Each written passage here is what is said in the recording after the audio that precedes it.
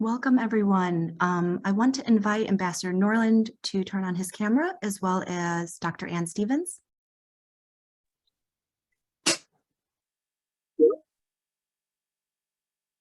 Wonderful. Well, welcome, everyone. Thank you so much for being here with us today. Today, we are here to honor Ambassador Chris Stevens, a diplomat dedicated to making the world a better place for us all. Yesterday marked 10 years since Ambassador Stevens' passing. Over the years, and especially leading up to this week, we've heard countless stories of the lives Ambassador Stevens touched. Our thoughts are with the many of you who knew and who loved him. We want to take this time to reflect not just on his life, but also what it means to carry on his legacy. This is a particularly special webinar because we're joined by Dr. Ann Stevens. Ann is the ambassador of this ambassador's sister and has been an invaluable partner to all of us. She helps keep us grounded in the work that we do. The initiative was founded in 2015 as a lasting tribute to Ambassador Stevens. We work to give young people the type of global experiences that inspired the ambassador's career as a public servant. We do this through virtual exchange, which connects people using technology for learning and friendships with peers around the world. Our hope is that Ambassador Stevens lives on through the tens of thousands of young people who have participated in virtual exchange in his honor. We're joined today by some of these young people. Two of them are part of our inaugural cohort of Stevens Initiative Alumni Fellows. They'll share about their experiences in just a moment.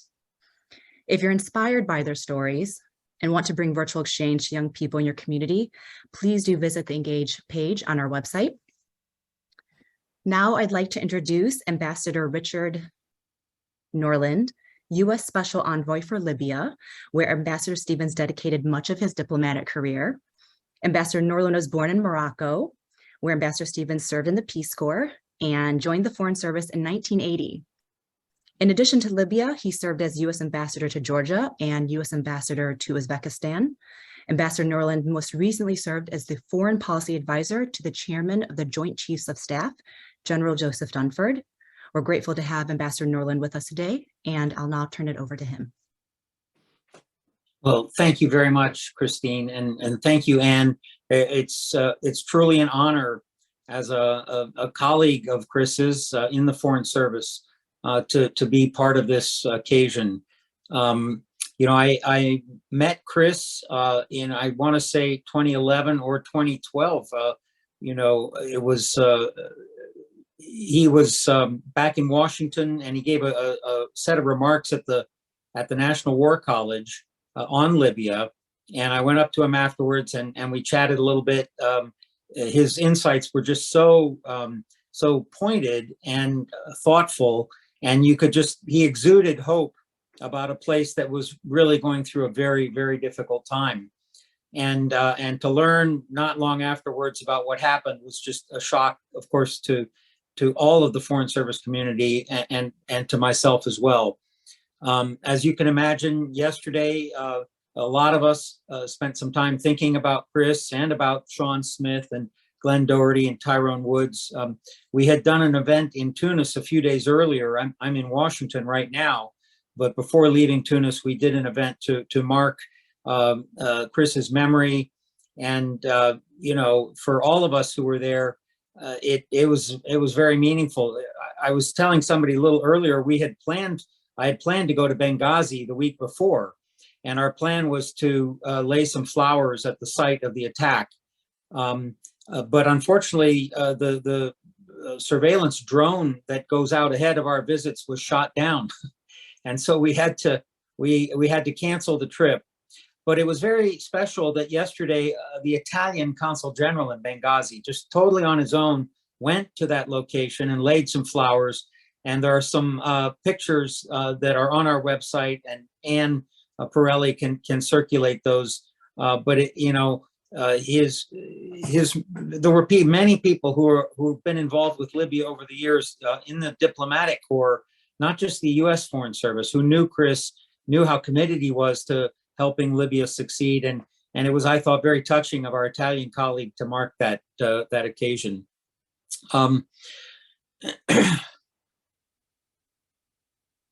For us, it's really an honor to be trying to carry forward the work that Chris started. He had such hopes for Libya, and I'm always amazed when I read about or hear from people who knew him, and so many people who I met dealing with Libya the last 3 years that I've been ambassador said, I knew Chris. Chris was, such an inspiration. But, literally he'd be crossing the street and people would honk their horn. And, he just represented everything that people were aspiring for in those heady days after the fall of Gaddafi and the start of the Libyan revolution. And, what we're trying to do now is to continue that legacy, and specifically to try to help Libya move towards elections, move towards a stable government, move to harness their genuine wealth, because they're one of those fortunate Middle East countries that actually does have wealth, and that's part of the struggle. People, of course, are competing for those resources. We feel that there's been some progress made over the last couple of years with a ceasefire that stopped some of the more serious fighting. But there's still competition, and there are militias that are, exuding power in Tripoli. There are politicians who are not ready to give up power in the interest of elections. And so we and a number of international partners are still trying to move things forward so that Libyans can get what they want, which is the chance to vote in a fully legitimate government that will represent the country east, west, and south, bring it together and make it the kind of decent partner it needs to be in the neighborhood, and a good partner for the United States. I remember once the UN envoy told me Libya is one of the most pro-American countries in the Arab world. I think in no small measure that's due to Chris and to what he represented. We have no vested interest in Libya. We're not trying for territory or anything like that. And people knew he was just trying to help them get a chance to build a better world for themselves and their children. And that's the legacy we're trying to keep forward. I'll just close by saying that, because we're offshore, we're in Tunis still for security reasons, and because, frankly, going back into Libya for a U.S. embassy is a highly politically charged thing. And so we're still offshore, but we like to think we've gotten pretty good at this art of virtual communication and of remote engagement, and doing the kinds of things that you all have been doing so successfully now for a number of years. And I think the Stevens Initiative should really be commended as a path-breaking enterprise in how to connect people around the world when you can't, until you can do it physically, because I'd like to believe that all of these relationships are eventually going to result in people sitting down over a cup of tea somewhere, or a delicious Libyan shawarma or couscous, and getting to know each other even better. So truly, it's an honor to be part of this on behalf of the entire American Embassy to Libya, all of the colleagues at the State Department who are working on Libya in advance of the upcoming UN General Assembly, where a number of leaders will gather, and there'll be a number of meetings with Libyan leaders. I just want to say congratulations and thank you for the chance to be part of this, and best wishes. And I think I'm due to turn this over now to Anne, who has, I understand, got a remarkable career of her own in the medical profession, and great work in keeping your brother's legacy alive. Hats off to you. Thank you. Thank you so much, Ambassador Norland. It really means a lot to have you on, on the webinar today and endorsing the Stevens Initiative virtual exchange work.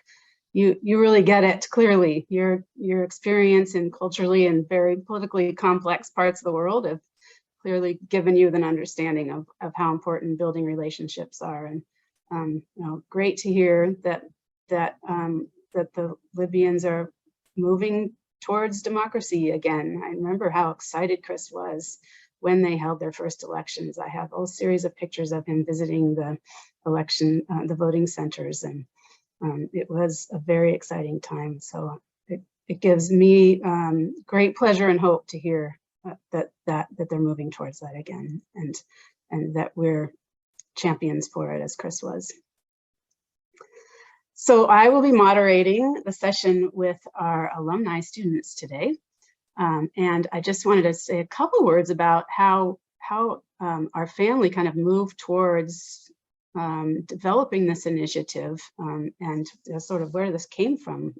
We heard from lots of his colleagues, and it was so amazing the power and passion and commitment that his colleagues, such as Ambassador Norland, had to understanding people from other cultures and moving towards peace and democracy through this better understanding. So we thought that we wanted to have a legacy that honored his work and continued his work. We didn't want this sort of work to just end. So we had to figure out who he was and what he really believed in, and we were very thoughtful and deliberate. And we looked through all his his documents, and we found this letter that he'd written as a Peace Corps volunteer, in which he very clearly outlined the gap in understanding. He was in Morocco, Peace Corps volunteer in Morocco. It was his first Arabic exchange experience, and he understood this gap in understanding that Americans did not understand the people of the Arab world and vice versa, and he right then dedicated his life to bridging that gap.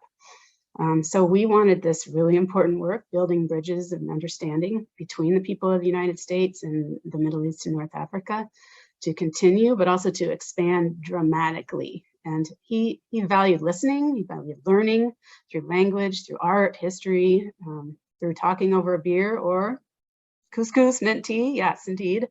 He was just delighted in sharing obscure historical trivia, cracking jokes in Arabic. And he became this person because of his educational exchange program experience, which started in high school. So we wanted this for more students, for lots more students. And virtual exchange is the way that we can reach lots more students and allow more students to develop these sort of relationships that enriched Chris's life so much. We know that he came back from his exchanges changed, eyes widened, full of ideas and inspiration, and all through listening, learning, and connecting deeply. And so in that spirit of his superpower of listening and learning, we are going to hear from our alumni today, the most important voices that will guide this field as it evolves. So Stevens Initiative is a champion and a facilitator and a promoter and an enabler of the whole field evolution and growing. And we're going to do this by understanding how do we have greater reach and how do we have greater impact. And the only way we're going to understand this is to hear from the students who participated in it. So I've already had a nice preparatory meeting and learned a lot from these students, and I invite you to please turn on your cameras and take yourself off of speaker. I'd like to invite our students to introduce themselves. We have Amal El-Haddadi, who is a Master of Arts student of English Literature and History of Ideas at Abdel Malik Asadi University. Amal. Well, hello, everyone. First of all, I'd like to say that I'm very honored to be here today and to be able to share my experience with the Stevens Initiative and as an alumna of Solia. So, as you said, this is Amal Haddadi, 22 years old from Abdel Malik Asadi University in Morocco, and a Solia alumni of the Connect Global. Actually, the program brings together young adults from different parts of the US and the MENA region and fosters dialogue between them. And thanks to Celia, I've become a person actually who really enjoys going through differences and a person who actually pays more attention to her triggers and asking questions before jumping to conclusions. And the program also helped me grow on the professional level as well. So I'm now also a facilitator of Solia, where I moved from being a participant to being able to facilitate dialogue between participants while keeping neutral. And such a skill actually helps me a lot while managing programs and social projects, as it also helps me diffuse conflicts between people. And many friends kept reaching out to me for that. And yeah, the impacts is seen actually throughout me or my community. Thank you, Amal. I'm glad you're able to join us today. Our second panelist is Joe Ochoa, who's a senior construction management student at Ball State University. Joe, please introduce yourself. Thank you, Ann. My name is Joe Ochoa, and like Ann said, I'm a senior construction management student at Ball State University in Muncie, Indiana. I was part of the hybrid program, which is a virtual exchange program oriented around in my case, a highway design course in which I was partnered with Egyptian students from Mansour University and myself here in Muncie. We created a project that fostered global environmental change. And with that, we ended up meeting in person in DC a couple weeks back to present those projects to a group of judges at the Aspen Institute. Fantastic. Thanks, Joe. And thirdly, Nua Ziadi, educator at the American Creativity Academy. Nua, please. Hi, everyone. My name is Naha. I'm 24 years old from That's your Lebanon. name. Sorry. It's okay. It's okay. I'm from Lebanon. I was an alumni. I participated in Business and Culture Virtual Exchange Program. It's a program that connected students from Lebanon, Egypt, Libya, and the US to learn and discover the effect of culture in a business setting.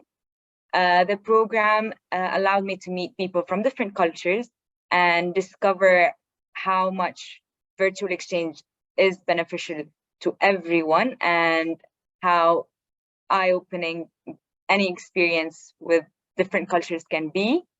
I'm very excited to be here. Thank you, Ambassador Norland, for joining us. Thank you, Dr. Ann. And yep, that's it. And thank you for providing us with a perfect example of why we need to have a longitudinal relationship building experience so that I can learn how to pronounce your name properly first off. And so can I practice one more time? Noha?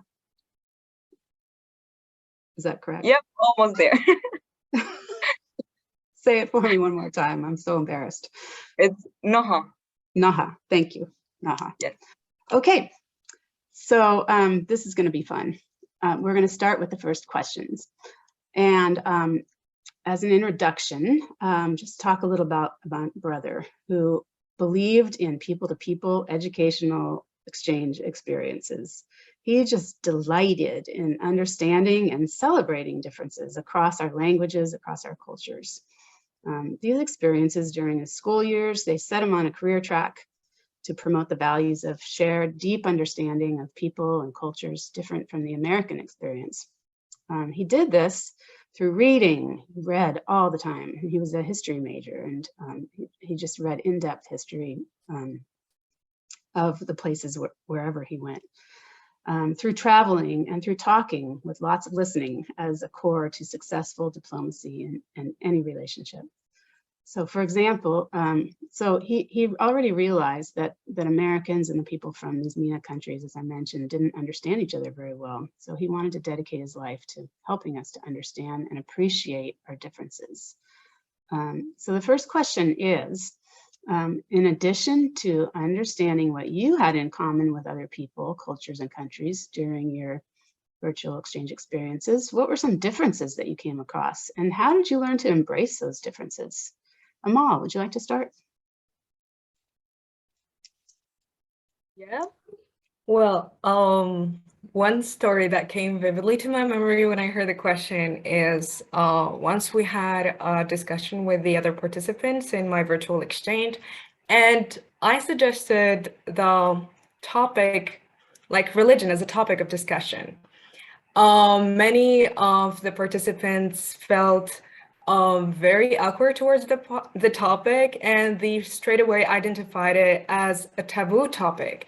But I thought that it was necessary and vital to discuss such topics. I mean, for how long are we going to be avoiding them? We have to tackle them at a certain point, and I found no better opportunity than then because we're having dialogue in a safe space. So we actually had the discussion, and what was funny is that all of them like agreed that the discussion went as smoothly as ever, and we all were very curious to know about one another's views. And afterwards, like even after we finished, all of the participants, even those who expressed that they were a bit concerned at the very beginning, said that they're glad they had such a discussion, and finally agreed that it was really graceful opportunity of discussion. And for me, that was like quite an important step because such topics need to be discussed finally. Otherwise, they're gonna like kind of blow up at a certain point. We have to discuss them. Thank you. That reminds me of the stories we're hearing now of Americans going to Thanksgiving dinner and trying to avoid politics. We need to discuss our differences, don't we? Thank you. Joe, what sort of differences have you run into? So my biggest difference from my Egyptian counterparts and me was their educational system. Their educational system in Egypt is so rigorous and so focused, and they rarely ever wanted to take a break from working. Once we got the project, they wanted to meet immediately, which was fine. And we did, and we met, and they wanted to set meeting times. So we'd meet once a week, go through, break down the project. But one story that comes to mind is, for them, the time difference from me to them was about 6 or 7 hours. And they would work a full-time job and then come after work and still want to work with me. And it'd be 10, 11 o'clock, almost midnight there. And they'd want to go for hours. And I'd be like, I understand that you want to go for hours, but you guys need to go to bed. Like, you have work to do. You need to go to work tomorrow morning. Like, let's take a step back. We'll meet again sometime this week and we'll work again.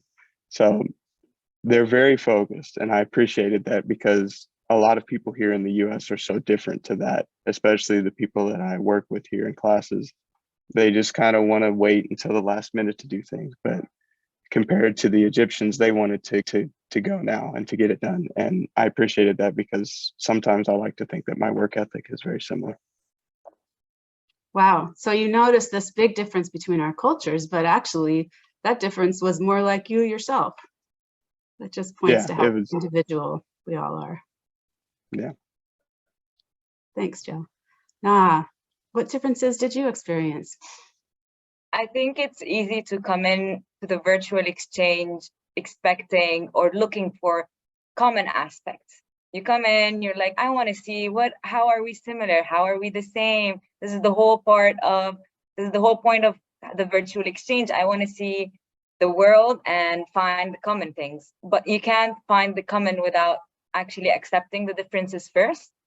My virtual exchange was very interesting because I had people from the US, but also people from the MENA region. So it's not that I only, we don't categorize MENA regions, all countries are the same. No, they're not the same. I had to discover people and from countries that I speak the same language are, but still think very differently. One of the stories that came to my mind that are different is how we perceive time in the Arab world. So for us in the Arab world, time is, I'm going to say, an illusion a little bit. So when we set a time at 4 p.m., let's say, no one's going to come at 4 p.m. It's always pushed at least 30 minutes. While as mostly in the US, they are time punctual. So when setting a meeting, we had to make sure that when we say a time, everyone should be there at that time, because that's when we all supposed to work together at that time. So differences exist. If we don't overcome them, it's going to be very hard to find the common ground at the end. That's such an important point, because if you didn't understand that cultural difference, you might think that they were being disrespectful by showing up 30 minutes late. Yes. Thank you for that example. Despite all of the challenges that my brother faced in the work that he did in the Peace Corps and as a diplomat, he had faith in humanity, and that kept him going. He believed that something beautiful could come from people connecting and learning about each other. So he just kept charging on. Relationships with people who come from very different cultures, people who speak different languages and hold different beliefs, can be difficult. And how did you kind of navigate some of those difficulties? How did you keep going? Joe, do you have some examples of what your experience was? Yeah, so for starters, for me, I didn't opt into the hybrid program. Actually, it wasn't very advertised as part of the class that I was put into. So I ended up being put into a group and came later on to find out that I was involved in the hybrid program. So for me, I came into things with a little more of a closed mind. And so that difference that you're talking about ended up evolving into an open-mindedness. And I learned that open-mindedness gets you further along in the program than you think. You can't come into this with a closed mind because you're not going to have the same experience. You're not going to get anything out of this experience if you don't have an open mind. And so by the end of this program, by the end of virtual exchange, you want to have a friend on the other side of the globe that you can talk to and relate to and even learn from. And that was the biggest thing for me, is I learned so much from them. So I think that's a very important part of this style of programming. It sounds like you didn't have a completely closed mind when you went in there. But you were changed. Clearly you were changed. Yeah. Now, was there a light bulb moment when you suddenly understood better, or you felt more motivated to plow through these difficult conversations? I think the most difficult conversations were more technical, and because I had to work in a multinational group where there was one person from each country and we had to finish a project. So our difficulties were more of, I want to do a SWOT analysis, the strengths, weaknesses, opportunities, and threats. I want to do it in a certain way, but other people from other places learned it in a different way. So difficulties like these, you have to learn that it's not because I'm wrong or you're right.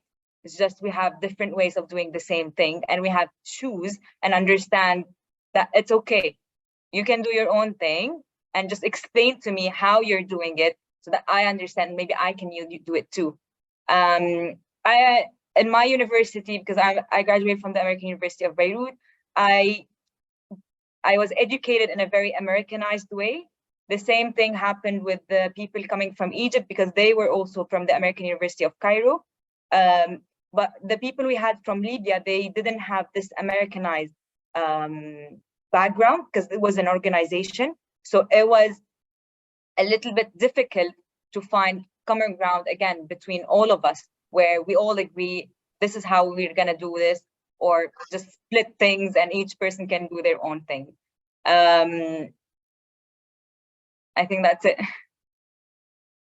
So can you talk about how you were able to kind of change the conversation? Did the facilitators teach you words or expressions to use, or particular types of questions to ask? Do you think that students can learn this in a structured way, or is it really just by learning by doing? Am I going to answer? You can answer if you want, or if anyone else has thoughts. I think communication skills can be taught. You can have workshops on what's the best way to communicate with people, but we all know that all people are different. So even if you get a handbook about all cultures of the world, it's not gonna be enough for you to go and just talk with the people from these cultures. So I think, yes, you can have these handbooks, you can have these workshops, you can have help from your instructors that can just push you one step closer. But I think the most benefit you can get is when you actually talk with people from those cultures and you get into these conversations, maybe fall down, get into some problems or discussions or issues with these people, and then build these bridges back again. Thank you. Joe or Mal, do you have other thoughts about how to teach? Let's go on. I think it's something that I can agree to that point, but it's also something that can't be taught. I think you have to go in and learn by doing. That's how I did it, and I don't think I could do it any other way. That makes sense. So actually going through these experiences is valuable. Yeah, definitely. With real people and not just simulation. Yeah, definitely. Yeah. Mm-hmm. Okay, so the next question is about how global experiences can change the trajectory, the career trajectory, the life trajectory of anybody. And you know, Chris is an example. He was just a regular old California guy. He's going skiing, playing tennis, going to school, learning languages because they were required. But then foreign exchange experience in Spain in high school changed everything. It helped him realize how exciting it can be to learn about another culture, and that morphed into more exchange experiences, Peace Corps, and then he did go to law school and worked for an international law firm for a couple of years, but it was only a couple of years. He had the bug, and he then joined the Foreign Service, was sent to Saudi Arabia first off because he did speak some Arabic, and so that first high school experience really changed his life. We'd like to hear now from you how your virtual exchange experience impacted you and what you've done since that, and how that might be different from what you would have done without this experience. We know Amal and Naha became alumni fellows, so maybe Naha, maybe you can start. So yes, that is true. After my virtual exchange, becoming an alumni of the Stevens Initiative allowed me to apply into becoming an alumni fellow. So alumni are participating in the Alumni Fellowship of the Stevens Initiative, which is a year program that works on building leadership, communication skills, and hopefully becoming more ambassadors of virtual exchange. I also participated in the Alumni Review Committee of the Stevens Initiative, where we review proposals for virtual exchange programs in hope of them getting the grant and actually implementing the project they apply for. How it changed my trajectory other than that is I started looking into doing masters in cultures or international business. I became very interested in the linguistics and how the language is affected by culture and the other way around. So work-wise, that's where I'm aiming. And now being a teacher, what I try to do in my career, in my class, is to teach my kids about global awareness, about accepting cultures, the existence of other cultures, and how to communicate these differences and in day-to-day life.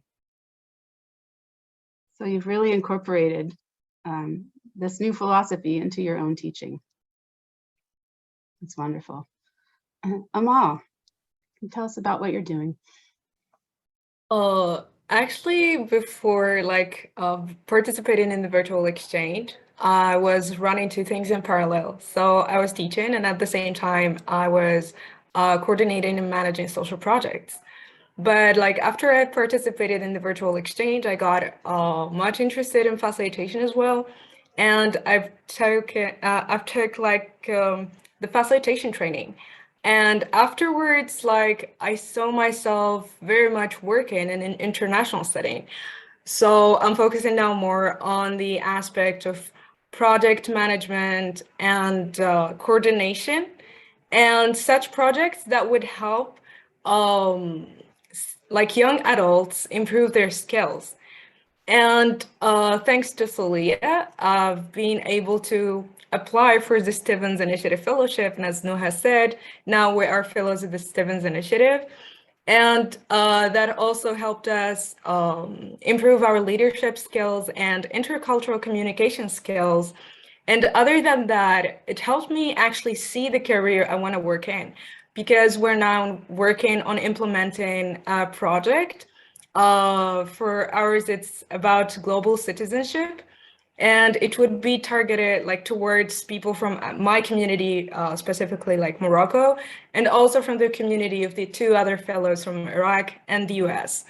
And this actually gives me an insight of what I want to be doing. That's how I'm going to be doing it. And at the same time, it's helping me improve my leadership skills, my management skills, and also have an impact on other individuals rather than me. So what I see is that actually it's just something that started from a virtual exchange, only me, and then it started spreading onwards and have now a greater impact. Amazing.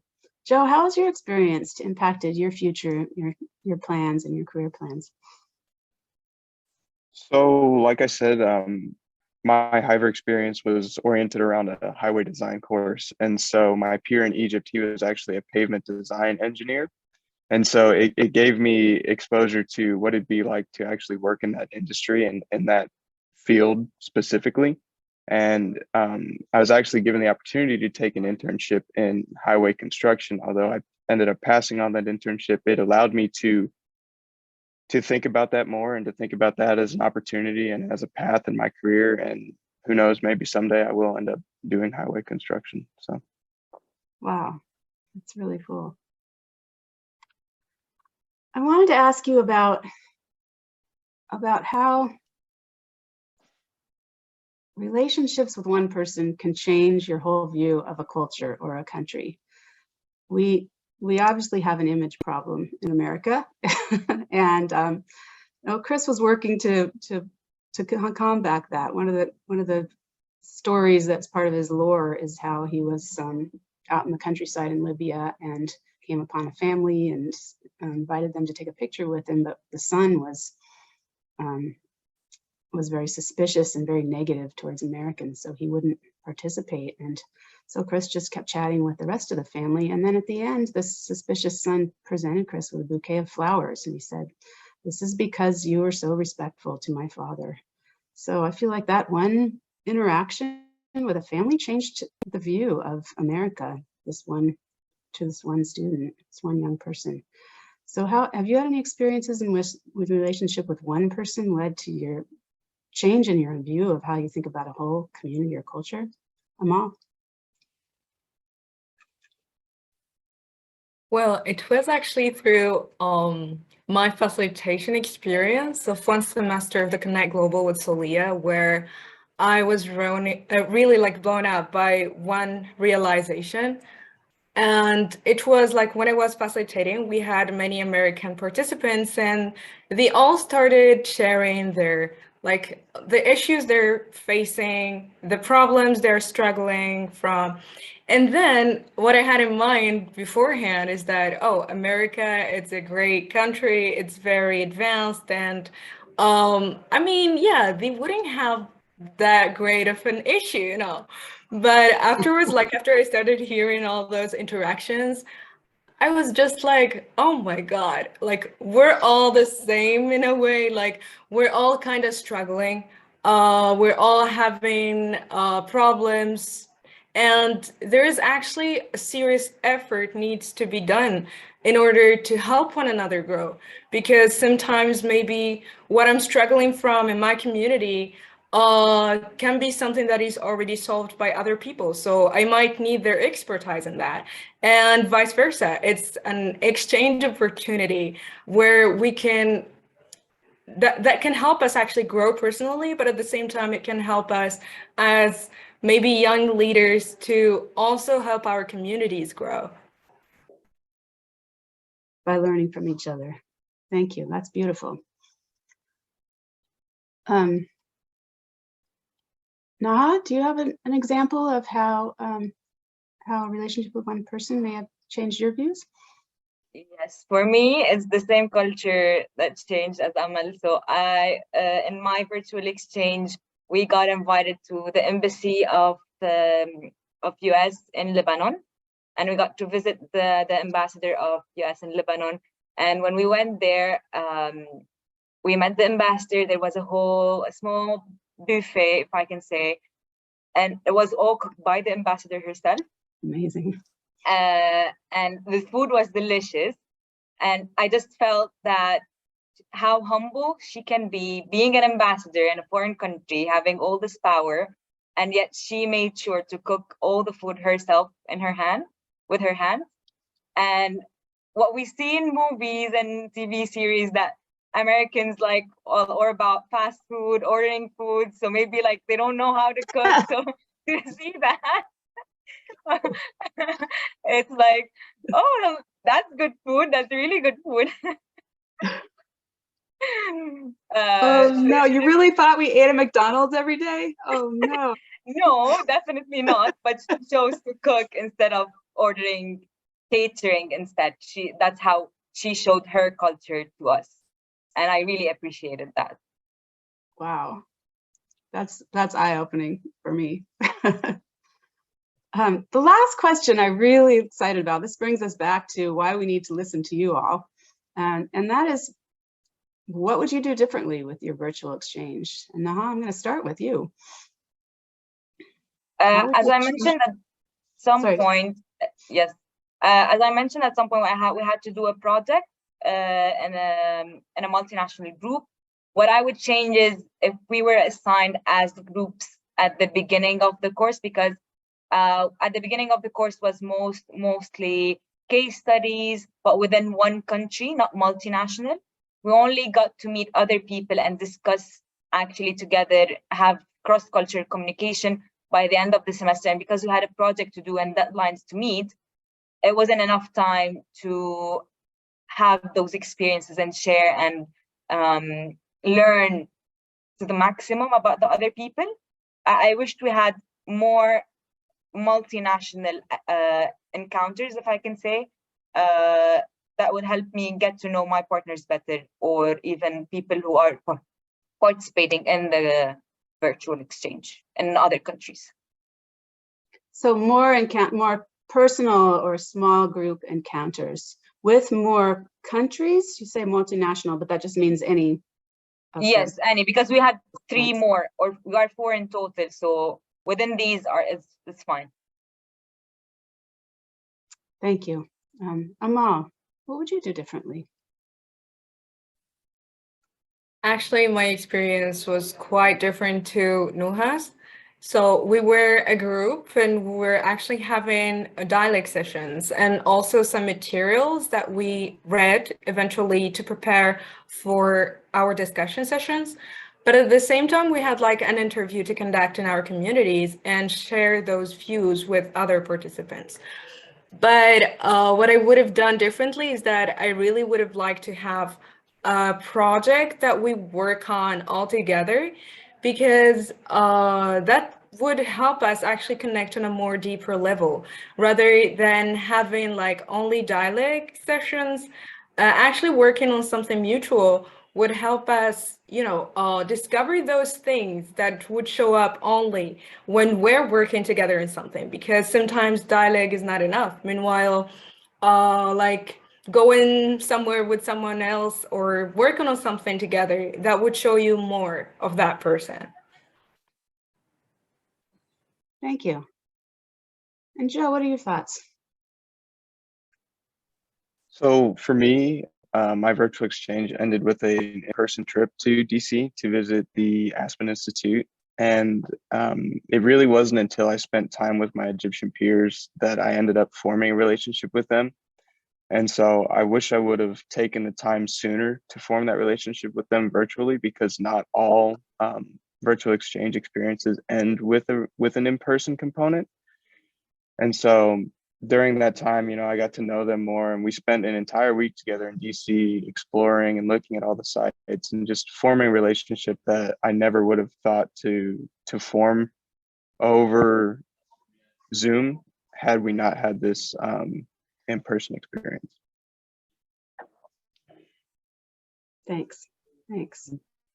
I hope you will continue giving us feedback and as your thoughts occur and we evolve this field.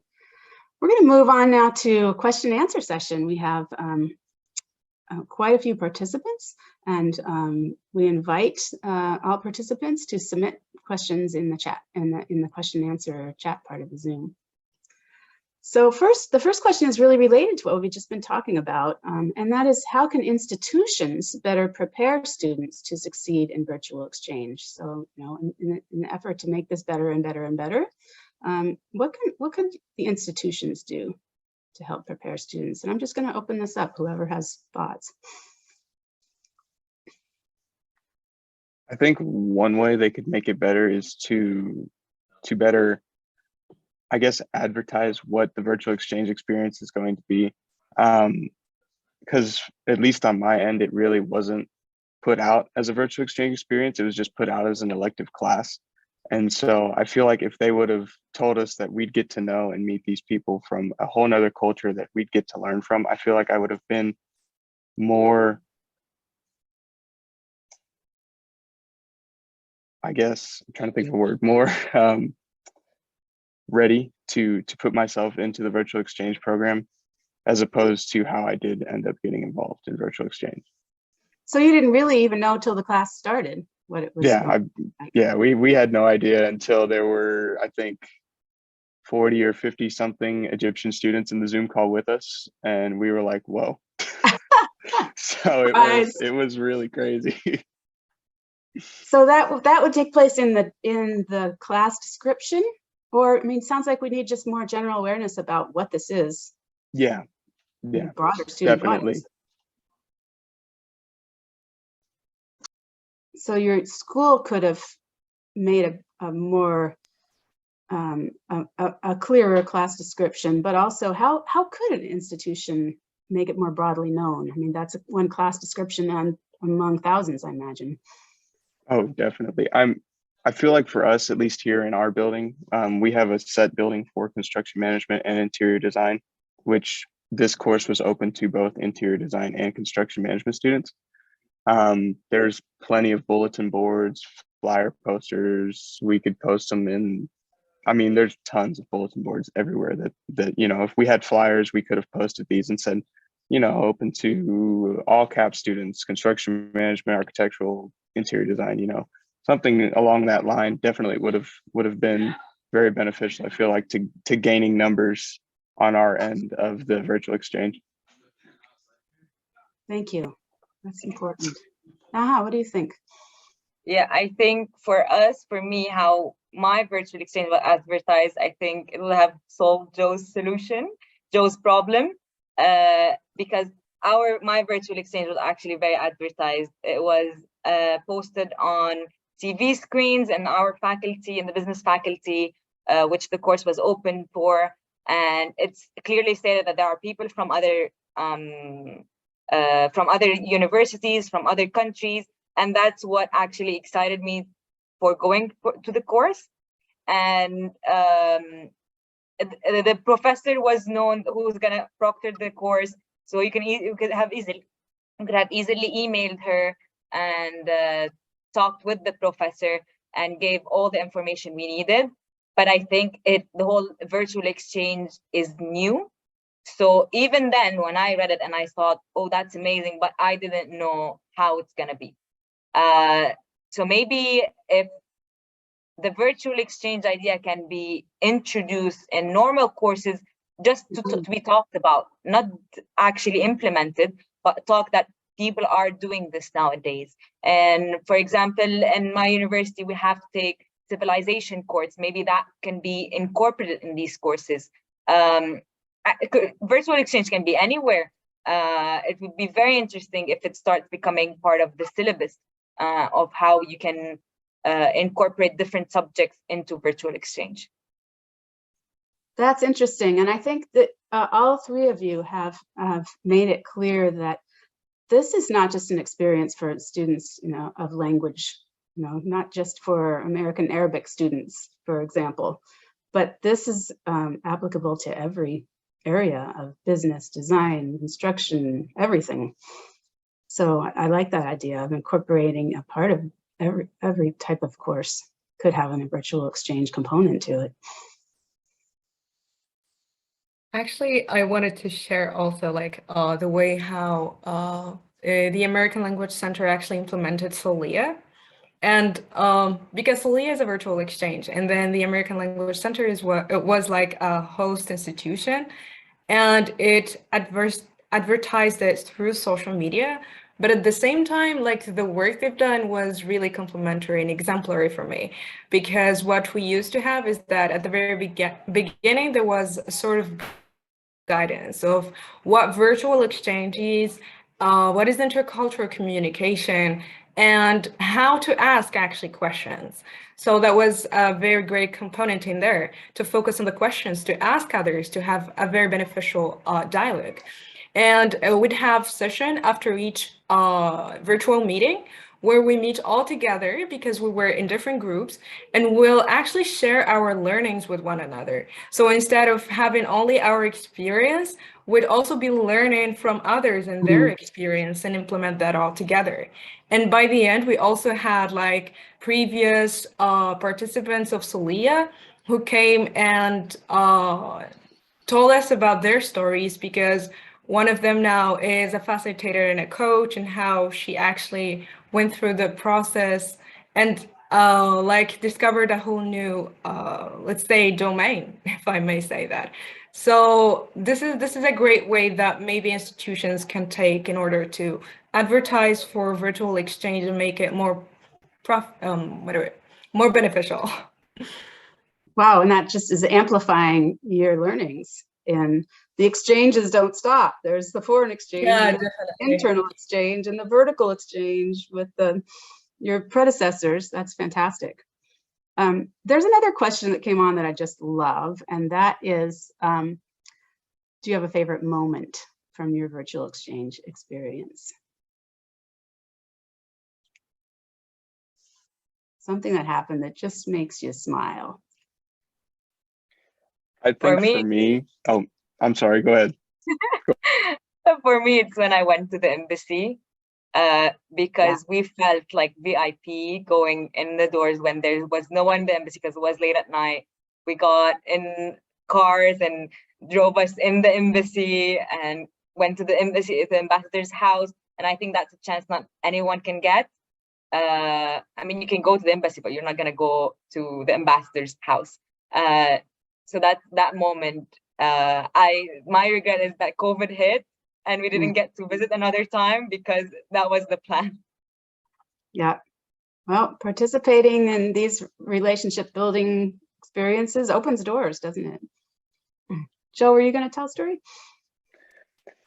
I think for me, it's what I talked about earlier, where the time difference came into play, because it was always funny because they just wanted to keep working, and no matter what the time was over there, they would meet at 12 or 1 o'clock in the morning their time, and it was always just a fun time because their work ethic is so great, and I appreciated it so much. So that was definitely my favorite moment. That's fantastic. Well, for me, I would like to share like a funny moment, kind of, because whenever what I noticed from virtual exchange is that Americans were kind of more reserved. So whenever I would want to ask questions, that we are always like kind of stressed, and I would overthink, oh, am I being too forward? Am I being invasive?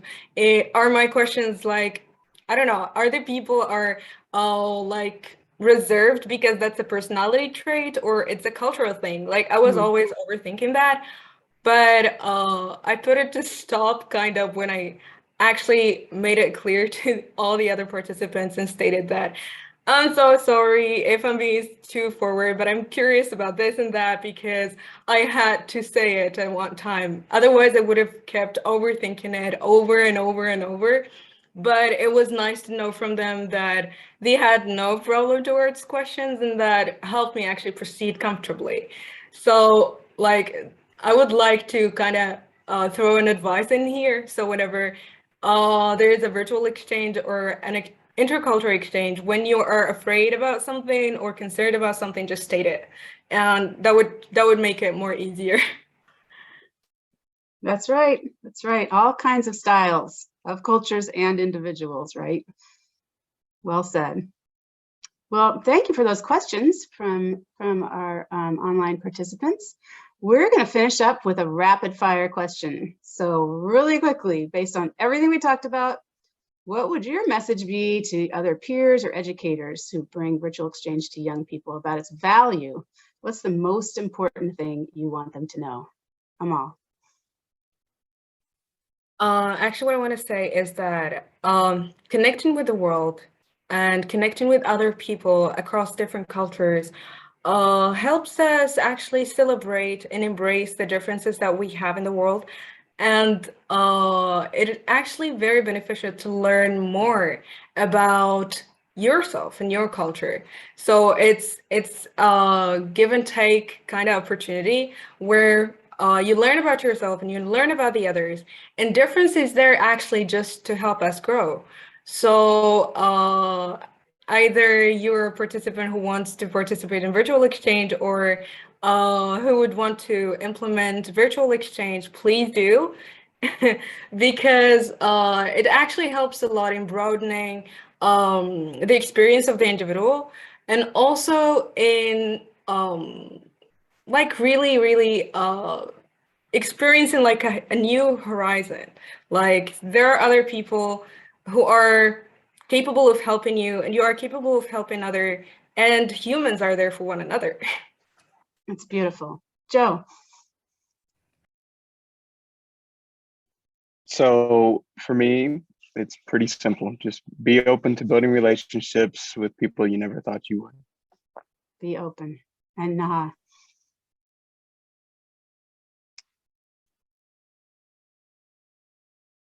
I would say that virtual exchange help young people and older people, entities that they have and they represent. You don't, as an individual, you represent your country, you represent your city, you represent your community, you represent your school. You have so many identities that you are part of. And when people see you, you represent all of these together. And by knowing that you have all of these, and I'm not just one person, I'm a person with multiple values, multiple bubbles, if I can say, it helps you know and understand that I'm not the same as everyone in my community. I'm not the same as everyone in my country. So why should I anticipate and expect that everyone from country X is going to be the same? So it helps you not.